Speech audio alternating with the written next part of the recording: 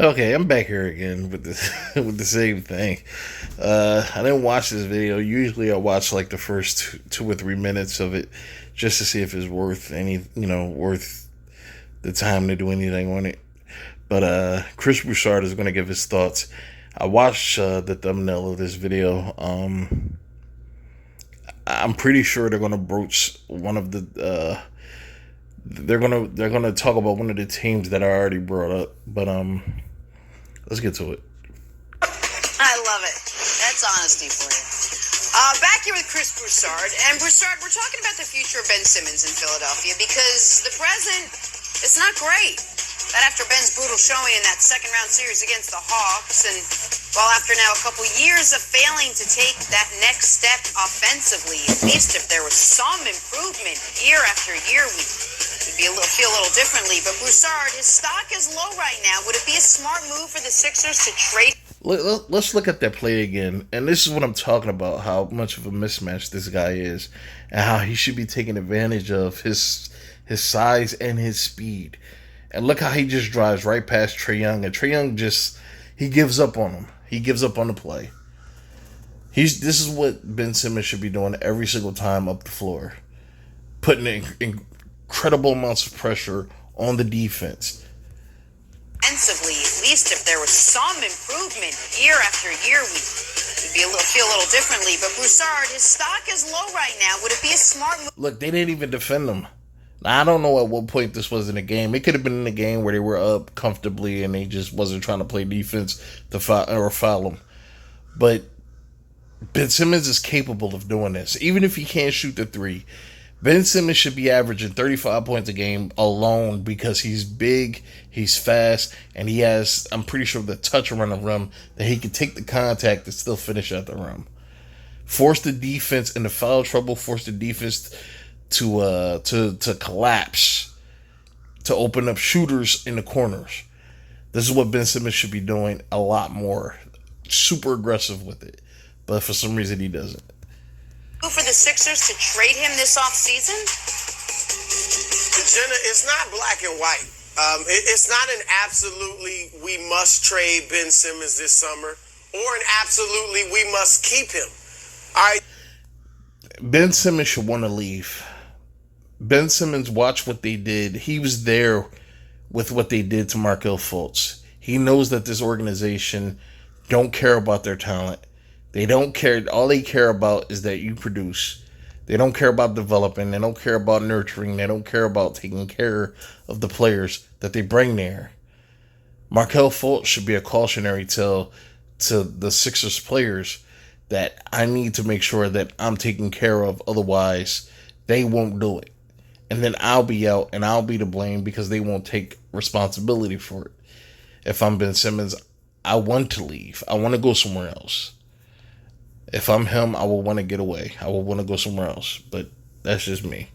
It would be negligent. It'd be a dereliction of duty not to be putting together favorable trade scenarios and seeing if you can pull them off. Like, that's what the Philadelphia front office should be doing. At the same time, you should be doing your best to work with Ben to improve. They're not going to do it. If they were going to do that, they would have been did it. Ben Simmons has been in the league for 4 or 5 years. 5 years, I believe. Because his team has been in the second round for 4 straight years and they've been ousted for 4 straight years. So he's been in the league for 5 years. And there have been no improvements to his shooting. And that's because they haven't been working with him on it. Or they haven't been working with him enough. More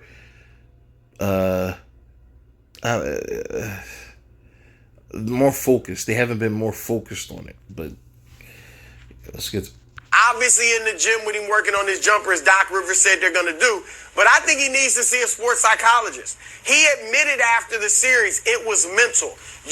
Of course he's going to say that. Of course he's going to say that. What is Ben Simmons going to come out and say? Well, I've been in the league for 5 years and I have willingly been neglectful to a certain aspect of my game that is incredibly important to doing my job at the max potential that I can do my job.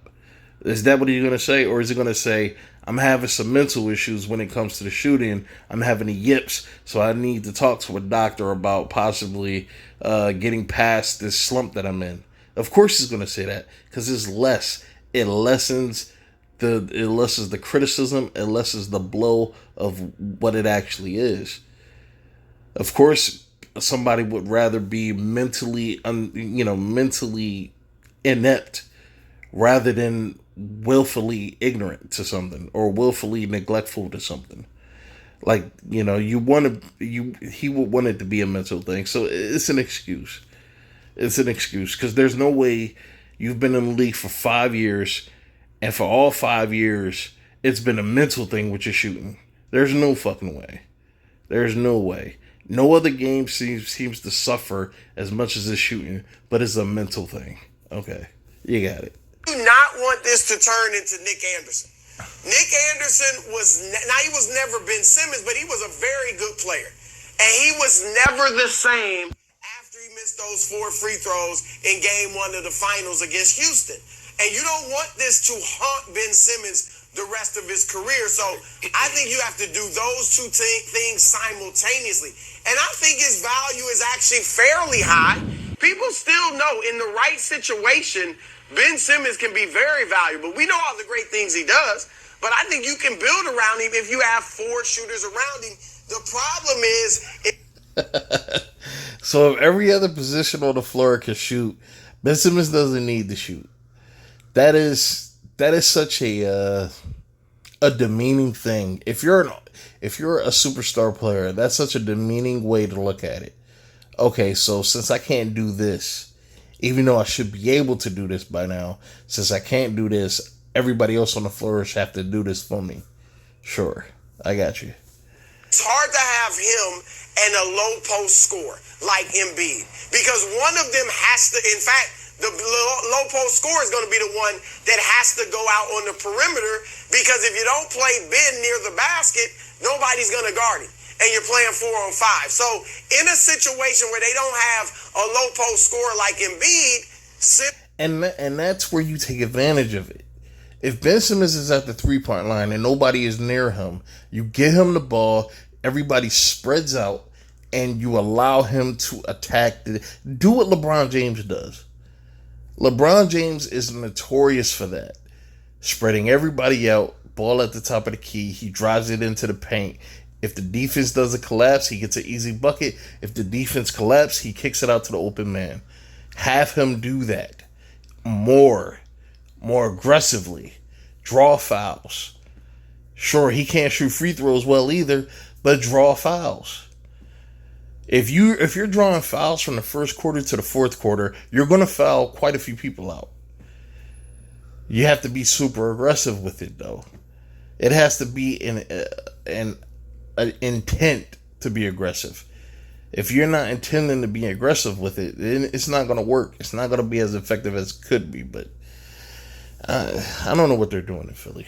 You can build around Simmons. We've seen how effective he's been when Embiid's injured. So I just think this is a fluid thing, Can we not compare regular season accomplishments to his lack of solid play in the playoffs? Because when you're playing in the regular season, you're playing every other day, you're playing against a non-playoff team. Every other game is against a non-playoff team. So sure, you could play well against teams that just aren't that good. So let's not compare it, man. Foolish to make an absolute decision either way at this moment in time. Yeah, this is all about development. A lot of times when these guys make that jump from college to the pro league, whether it's the NFL, NBA, what we expect is those guys to come in and be right where they're supposed to be. Sometimes you got those guys that make those easy transitions. Sometimes you need to coach. You need to help develop. Ben Simmons is 20. I don't know what happened to the time where when you draft a player, you develop them. And then at some point down the line, they're ready to go in. Now, when you draft a player in the top 10, first round, whatever it is, you're expecting them to be day one starters. And if they're not, You just throw him in there anyway, unprepared, not ready for what's going to happen. And it does all kinds of psychological things to him. Like Royce White. Royce White was a 15th overall pick. I forgot which draft it was. I think it was 2012. The same draft where Kyrie was drafted, I think. Or I could be wrong about that. But it was around 2012. And he was drafted 15th to the Rockets. And this dude had a mental breakdown to where he had to retire because he was diagnosed with an anxiety disorder, and it seriously impacted his ability to play basketball. These players get thrown into these situations uncomfortably that they can't handle, that you need to get them prepared for. Like, look at Jordan Love in Green Bay. Jordan Love in Green Bay was drafted to play. Well, he was drafted, and now he's going against all this criticism, like Daniel Jones, a couple years before him, drafted top 15, top 20. They drafted, and these are the future. These guys are the future, and you're expecting them to contribute immediately. And if they don't, they get berated, they get killed by the media, or like look at Lonzo Ball. When Lonzo Ball was drafted, his father painted such a big target on his back due to the criticisms that his father was drawing in, which leaked over into his son's career. Well, Lonzo's career. To where now he was openly targeted by other teams, by other players for all right, sorry about that. So Lonzo Ball, he was targeted by other teams. He was targeted by other players because of the pressures that his father, just like the pressures that the organizations put on these young guys. I forget. I don't know what happened to you. Bring a guy in, you train him up, you teach him, and then you throw him in there when you feel they're ready. Brady didn't start until his second year, and the only reason why he got in there was because the starter got hurt. Aaron Rodgers sat for 3 years. Like not everybody can be thrown into the situation ready to go. Sometimes they need time to cook. But, let's go. 4 years of age. Now, I know he's been in the league for a couple years. I know he hasn't progressed the way he should have. But we know what he's capable of doing. He's where he needs to be on the defensive side. On the offensive side, you're not asking him to be Steph Curry or Trae Young or Dame Lillard. What you're asking him to do is just shoot the ball. That's easy work right there. Getting in the gym and just shooting the ball. And you're right. There needs to be somebody there helping him with his mindset, because that's what it is when you're afraid to fail in front of people. When you're afraid to fail because there's 30,000, 40,000 cheering fans in the arena and a couple million tuning in. I've been there before. I was in Denver, and I had back-to-back 100-catch seasons. Pro Bowl, signed a big deal. And then I get to Miami, and all the pressure of living up to the contract, and then being the number one guy, meaning on the team, in the face of the organization, and I dropped the ball. And then there was a clip here, was a clip there, and then all of a sudden I start getting tight, and I had the worst season of my career. I dropped like 10, 11 balls, and the fans were crushing me. And I would go home, and after a 2-hour practice, and I would do another 2-hour practice, simulated practice, just catching the ball in put myself in those situations where I fell in front of people. And I remember just fighting. And then next year I was traded to the Chicago Bears, and I had that breakthrough, and I had the best year of my life. I had 1,500 yards, 14 touchdowns, another all-pro year, Pro Bowl player. So I expect Ben Simmons to do that. I expect Ben Simmons to look himself in the mirror, build his team, put the right people around that's going to challenge his mindset, and is also going to challenge his work ethic to say, you know what, let's get in there and grind and work on this one thing. We just need you to shoot the ball. And I totally agree, but I don't think Philly is the team that's going to do that. That's why I think if I'm Ben Simmons is a representation, I'm getting him out of there. I'm getting him out of town. I'm telling Philly, listen, you need to trade him. You need to send him somewhere else. Because at some point, man, this kid has to take control of his own career. He has to take control of his own situation. Otherwise, he's going to end up being the joke. He's going to be the one responsible for the failure in Philly, because we're not looking at Joel Embiid. We're not looking at what it is that Joel Embiid is failing to do. We're looking at Simmons right now. That's it. So, and Philly expects that as well, which is why they're not in a rush to trade him when his value has been the lowest. I keep going back to this point, but when you were this close to trading Ben Simmons plus Tybal and probably Maxey and a pick for James Harden, you can't then trade Ben Simmons for C.J. McCollum. And C.J.'s a friend of the show, and we like him, and he's a very good player. But I don't think people say, well, Embiid plus C.J., that's going to win a title. And I think the Sixers... It might win. Sometimes minimizing can add something to a team that they didn't have before. I mean, if you can swap out Ben Simmons and you trade him, you bring in somebody else like a CJ McCollum. You bring in probably like a Nasir Little to play the three. You know, you get some draft picks, you get some capital, and you build around Joel Embiid. I mean, but can Joel Embiid get the job done? I don't know. I mean, he can't stay healthy. This is a Philadelphia organization that is failing to take care of their players. So I don't know if Joel could get the job done, but you'll be better off. You will be better off. It obviously isn't working, so you'll be better off. My two cents. Sixers believe if they're going to trade Ben, it is going to be for a player of similar stature in the league. Now, I'll tell you the trade that immediately makes both teams far better, but has a 0% chance of happening because of the relationships and because the two teams are competing with each other. Wilds. The trade that immediately makes the Nets better and the Sixers better is Ben for Kyrie. Ben fills in the Nets, like they have a surplus of shooting, ball handling, and a lack of defense. I know they played well in that series. The Sixers need exactly what Ben brings. They have a surplus of defense with Tybal, Danny Green when he comes back, certainly Embiid. But that trade's not going to happen.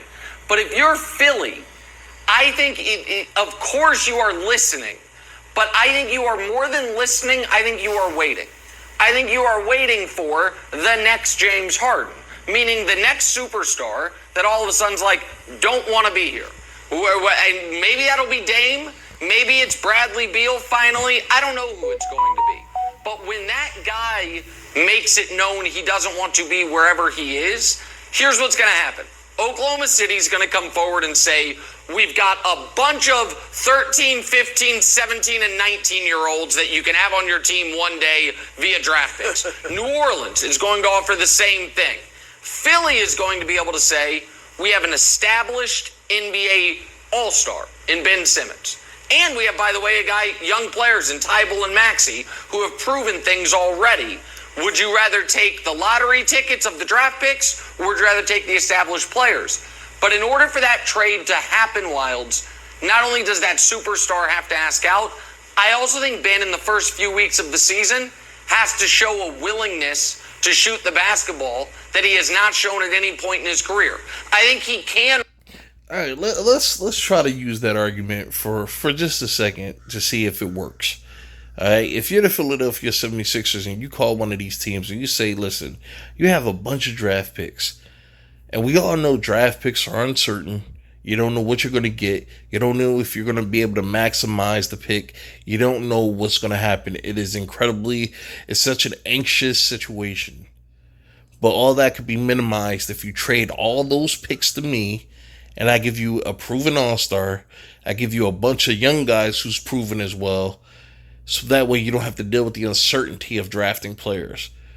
So that if I'm an organization and I'm hearing this pitch, I'm asking, so if you already have these established proven players, why are you trading them away? There has to be a catch to this. That argument doesn't work. That's because Ben Simmons doesn't have the value that people keep saying he has. Because he's an all-star, because he's a former all-pro player. All NBA player. Come on. Come on. I mean, people talk about Sacramento being the Siberia of the NBA, but they really act like these other teams are going to be like from other countries that they've never heard of Ben Simmons before. And you really expect the team to mortgage their future for a guy who can't shoot right now in an offensive league. And this is why offense is so important, because this is an offensive league.